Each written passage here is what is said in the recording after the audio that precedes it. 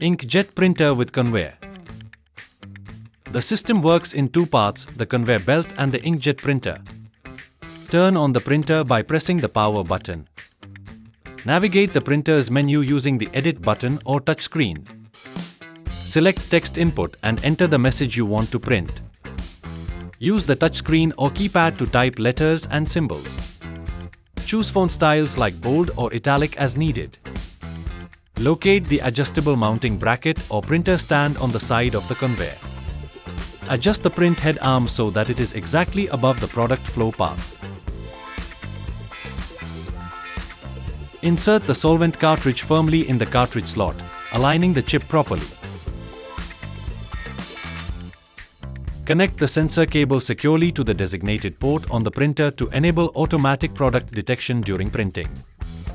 Switch on the conveyor system to begin moving the products along the belt for printing. Set the conveyor speed according to the print size and clarity requirements using the speed control knob or panel. After completing all the settings, press the start button on the printer to begin the printing process. Place the product on the conveyor belt. The motor drives the belt, moving the product forward.